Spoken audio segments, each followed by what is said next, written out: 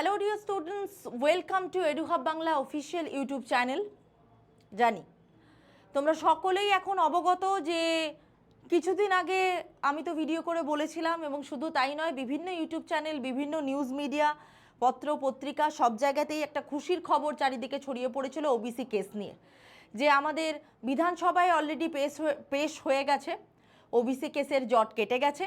মাননীয় মুখ্যমন্ত্রী মমতা বন্দ্যোপাধ্যায় তিনি কিন্তু বলে দিয়েছেন যে ওবিসি কেস অলমোস্ট মিটে গেছে। 15ই জুলাই সুপ্রিম কোর্টের হিয়ারিং আছে, সেখানে গ্রান্টেড হয়ে যাবে। এবং আলটিমেটলি কি হলো? আলটিমেটলি কিন্তু কেসটা মিটে যাওয়ার একটা আশার আলো কিন্তু আমরা দেখতে পেয়েছিলাম। কিন্তু সেই আশার আলোতে জল ঢেলে বাজারে আবার একটা নতুন ট্রেন্ডিং খবর উঠে এলো, যেটা কভার করেছে বহু নিউজ মিডিয়া, বহু ইউটিউব চ্যানেল। তোমরা হয়তো ভাববে আমি কেন গতকাল এই খবরটা আনিনি, তার কারণ আশেপাশ থেকে শুনলেও কোনো ভ্যালিড প্রুফ পাচ্ছিলাম না। তবে আজকে একটা জায়গা থেকে তার অথেন্টিক নিউজটা পাওয়ার পরে তোমাদের সামনে জানাতে এলাম যে ওবিসি যে তালিকাটা তৈরি করা হয়েছিল, সেই তালিকাটা হাইকোর্টের পরিপন্থী বলে আবার নতুন করে কেস হয়েছে। এবং মামলাকারী অমল চন্দ্র দাস মহাশয় তিনি বেসিক্যালি বলেছেন যে 76 বা 64টা মিলিয়ে যে 140খানা শ্রেণীর অন্তর্ভুক্তিকরণ হয়েছে সেটা সম্পূর্ণ হাইকোর্টের পরিপন্থী, বা নতুন করে তার মধ্যে বেশ কিছু অনগ্রসর জাতিকে ঢোকানোর কথা ছিল বা ঢোকানো হয়নি। তোমরা আগেই জানো যে ধর্মের ভিত্তিতে নাকি এর, সাম্প্রদায়িকতার ভিত্তিতে নাকি এর সংরক্ষণ তালিকা তৈরি করা হয়েছে। কেউ কেউ বলেছে ফিল্ড সার্ভেই হয়নি, ফিল্ড সার্ভে করার লোকজনকে দেখাই যায়নি, কি করে নতুন তালিকা তৈরি হলো তার কোনো হদিশ নেই। এরকম নানা রকম তথ্য, সেটা সত্য হতে পারে, মিথ্যা হতে পারে, এমন কিছুর বেস করে আলটিমেটলি কিন্তু একটা কেস ফাইল হয়েছে। সুপ্রিম কোর্টের আদেশ মেনে বেঞ্চমার্ক সমীক্ষা চালিয়ে অনগ্রসর শ্রেণীর তালিকায় নতুন জনগোষ্ঠীর যে অন্তর্ভুক্তি হয়েছিল বা জাতিগোষ্ঠীর যে অন্তর্ভুক্ত হয়েছিল, সেটা বেসিক্যালি শ্রেণীকরণের সুপারিশ করেছিল West Bengal commission for backward classes, যা মেনে 113টি বাতিল হওয়া অনগ্রসর শ্রেণীর মধ্যে 76টিকে তালিকাভুক্ত করা হয়েছিল।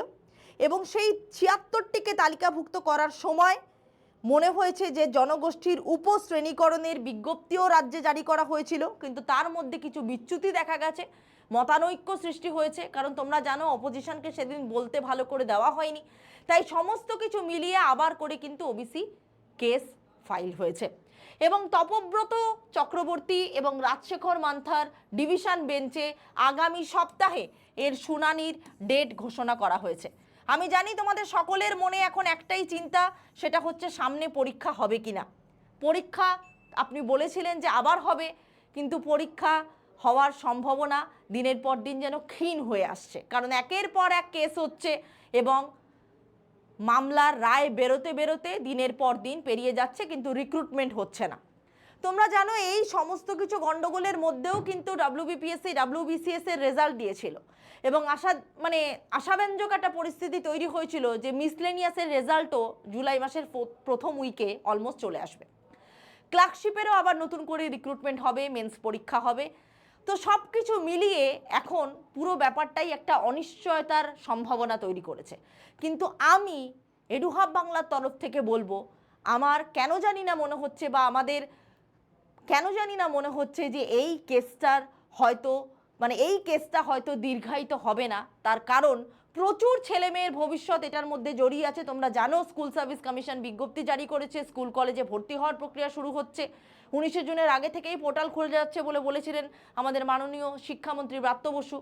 তো এত কিছু ভবিষ্যৎ যাতে কাগজের ঠোঙা না হয়ে যায়, আমার মনে হয় এই কেসটা দীর্ঘায়িত হবে না এবং ওবিসি কেসের মামলা খুব তাড়াতাড়ি মিটে যাবে।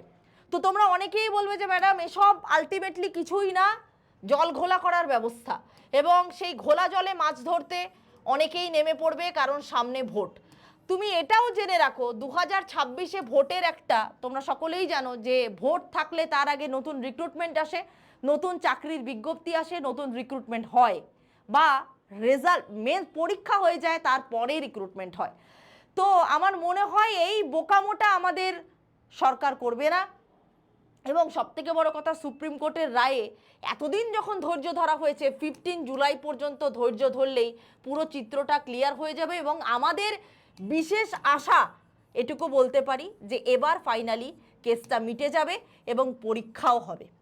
মিসলেনিয়াস এবং ক্লার্কশিপেরও রেজাল্ট বেরোবে, মেন্সের পরীক্ষাও হবে। তাড়াতাড়ি করে তোমরা প্রিপারেশন করতে শুরু করো, কারণ আমাদের চ্যানেলে সকাল থেকে রাত পর্যন্ত কিন্তু ফ্রিতে প্রিপারেশন করানো হয়। তোমরা ভিজিট করতে পারো আমাদের বেলঘড়িয়ার পুবপাড়ার কোচিং ইনস্টিটিউশনে, এডুহাব বাংলার অফলাইন সেন্টারে। সেখানে প্রচুর জন ক্লার্কশিপ এবং মিসলেনিয়াসের ডেসক্রিপটিভ পরীক্ষার জন্য প্রতিনিয়ত রেগুলার বেসিসে মক টেস্ট প্র্যাকটিস করছে। বিশদে জানতে স্ক্রিনে দেওয়া নম্বরে তোমরা যোগাযোগ করো। শুধু তাই নয়, এই ভিডিওর ডেসক্রিপশানে তোমরা একটা নাম্বার পাবে বা একটা লিঙ্ক পাবে। সেই লিঙ্কে জয়েন হলে, হোয়াটসঅ্যাপ বা টেলিগ্রাম গ্রুপে জয়েন হলে সমস্ত তথ্য তোমরা পেতে থাকবে, নিউজ পেতে থাকবে, ফ্রিতে নোটস, ফ্রিতে ক্লাস পেতে থাকবে। পরীক্ষা হচ্ছে এটুকু শিওর, এবং এই কেসটাও আগামী সপ্তাহেই আমার বিশ্বাস ভগবানের আশীর্বাদে হয়তো ডিসমিস হবে, যদি তার মধ্যে কোনো গুরুত্বপূর্ণ রিজন না থাকে তবেই। আমাদের প্রত্যেকের কথা শুনতে হবে, ধৈর্য ধরতে হবে, এবং আলটিমেটলি আমাদের বিশ্বাস কেসটার সলিউশন খুব তাড়াতাড়ি হবে। তাই মনের বল না ভেঙে পরীক্ষার প্রিপারেশন চালিয়ে যাও, তার কারণ 15ই জুলাইয়ের পর কিন্তু আর সময় পাবে না। এতদিন এই কেসের গণ্ডগোলে যারা নিজেদেরকে তৈরি করে নিতে পারোনি, আমি বারবার করে বলেছি, তাদের কিন্তু লস হতে চলেছে। যারা তৈরি করেছে তারা কিন্তু গেনার হতে চলেছে। তো এই কেস নিয়ে মাথা ব্যথা করো না, তার কারণ আমার বিশ্বাস এই কেস নিয়ে মাথা ব্যথা হওয়ার কারণ হবে না আমাদের পশ্চিমবঙ্গ রাজ্যবাসীর। দেখা যাক ভবিষ্যতে আর কি আপডেট থাকে, সবটা ভালো হোক, এটা নিয়েই আজকের ভিডিওটা এখানে শেষ করলাম। প্রত্যেকে সাবস্ক্রাইব করে দিও আমাদের চ্যানেলকে, লাইক করে দিও এবং শেয়ার করে দিও। মনের আশা ভেঙো না, তার কারণ পরীক্ষা হচ্ছে, রেজাল্টও আসছে।